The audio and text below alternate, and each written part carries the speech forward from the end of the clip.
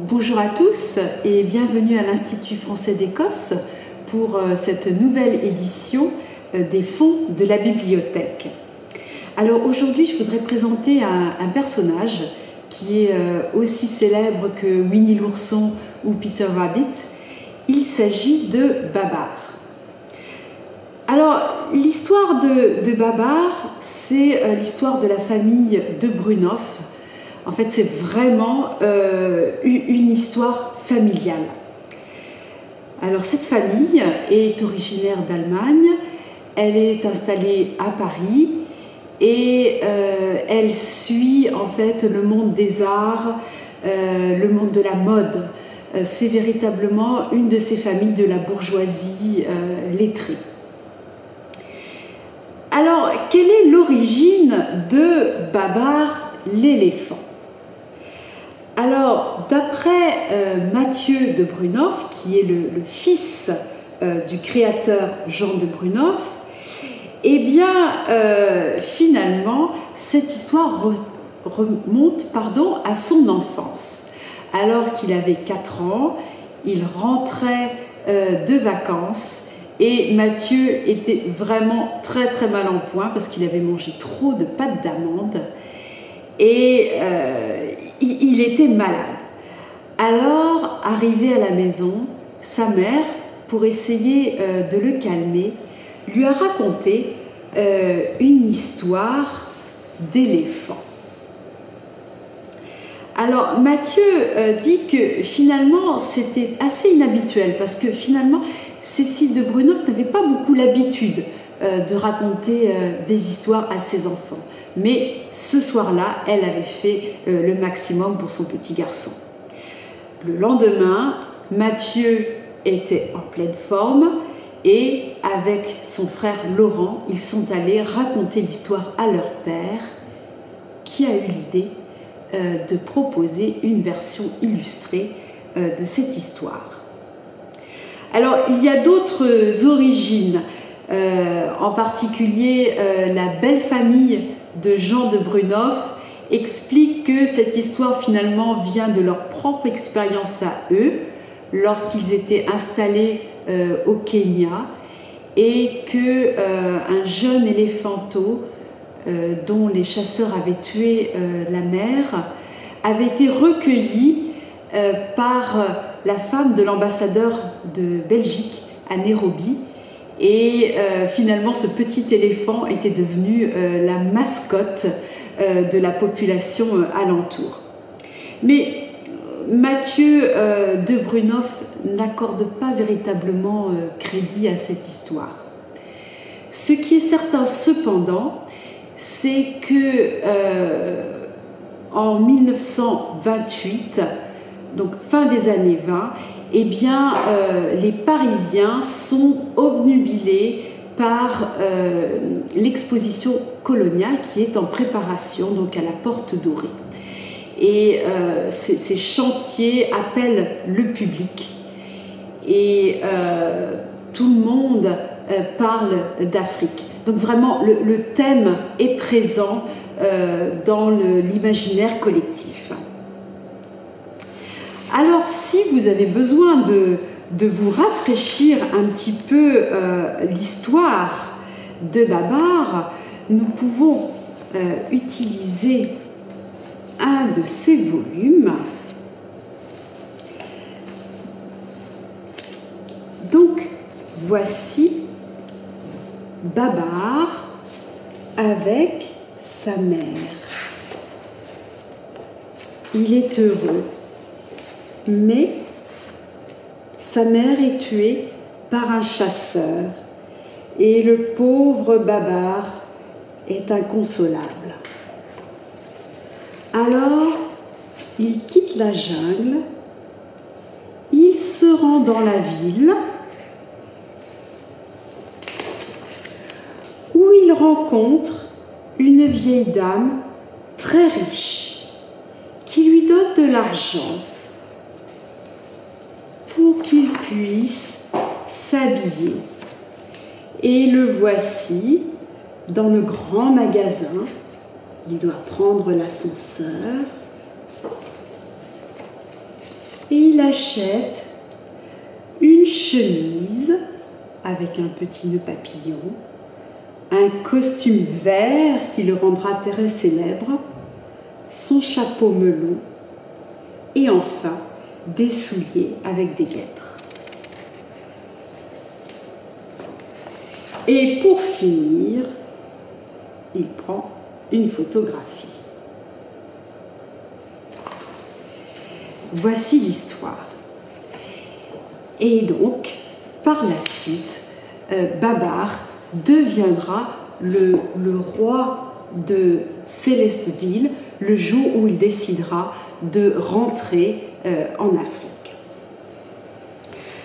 Alors, ces livres de Babar, ils sont vraiment magnifiques, magnifiques, parce que pour l'édition, eh bien, c'était donc le frère de Jean de Brunoff, Michel, qui a pensé à tout. Alors, assisté de son beau-frère Lucien Fogel, tous deux étaient engagés dans l'édition de mode, et eux, ce qu'ils aimaient, c'était des belles éditions. Donc, leurs éditions de mode étaient toujours donc, sur des papiers de grande qualité, avec beaucoup d'intérêt apporté à la photographie, aux détails.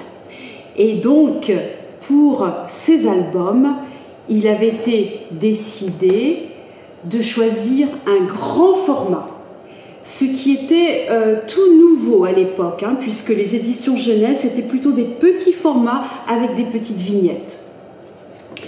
Autre impératif, de l'espace, c'est-à-dire que le dessin est encadré de larges blancs. Autre chose importante, donc le contour à l'encre de Chine avec des aplats de couleurs à l'aquarelle. Et Jean de Brunoff avait souhaité conserver la cursive pour que cela reste un petit peu comme un cahier d'écolier. Le grain du papier est de grande qualité, c'est un papier extrêmement épais. Le dos entoilé, bon celui-ci malheureusement est un petit peu abîmé, mais là encore c'est la marque Babar. Alors l'idée était de proposer ces albums aux éditions Hachette. Malheureusement, la maison Hachette s'est beaucoup inquiétée du coût de production et de la rentabilité, ou plutôt de l'absence de rentabilité de ce projet. Donc c'est le Jardin des Modes qui propose, donc là c'est un peu petit mais je vous montre quand même, qui propose la première édition de ces ouvrages, donc en 1931. Succès phénoménal, si bien que cette fois-ci, les éditions Hachette reprendront la suite de Babar à partir de 1936. Alors, quelle est maintenant l'atmosphère, le sens en fait que l'on peut trouver à ces histoires? On peut dire que la famille de Brunoff était très marquée par les épisodes de l'époque. Ils avaient été épouvantés par les massacres lors de la Première Guerre mondiale. Ils étaient épouvantés à nouveau devant la montée du national-socialisme. Et c'est vrai que les histoires de Babar finalement retracent cette volonté affichée par la famille de Brunoff d'avoir un monde plus juste, un monde à reconstruire d'abord, et puis un monde qui serait plus soucieux des personnes. Alors cela, on le voit, donc lorsque Babar devient roi de Célesteville, c'est dans l'autre volume,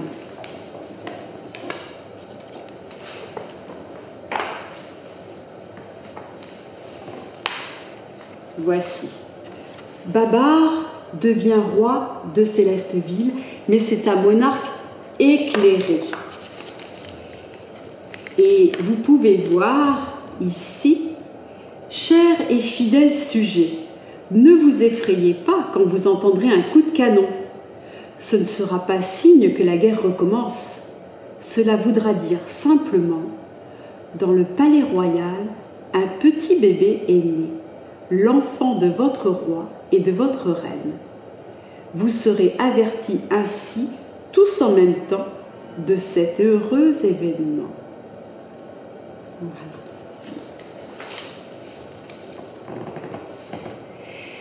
Alors, donc, succès phénoménal de Babar. En revanche, Jean de Brunehauf, qui avait été longtemps malade, longue bataille contre la tuberculose, meurt très jeune, à l'âge de 37 ans. Et donc, avant la Deuxième Guerre mondiale. Et donc, c'est son fils, Laurent de Brunehauf, qui reprend les histoires de Babar.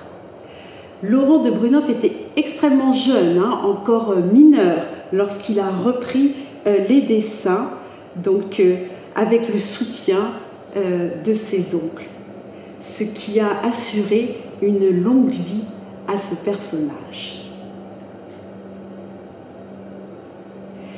Alors, pour finir, donc ces documents, ces albums sont restés dans les fonds de la bibliothèque.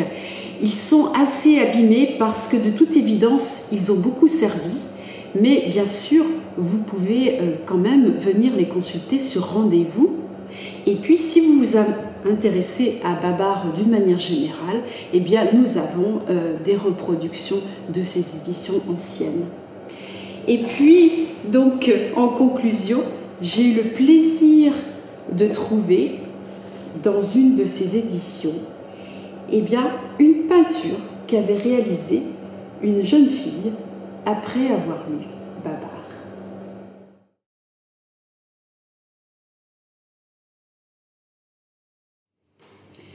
Pour aller plus loin, si l'histoire de la famille de Brunehauf vous intéresse, vous pouvez lire cette remarquable biographie d'Iseult Williams qui revient sur tous les personnages de cette famille, très sympathique, très unie et qui est à l'origine de grandes œuvres. Merci.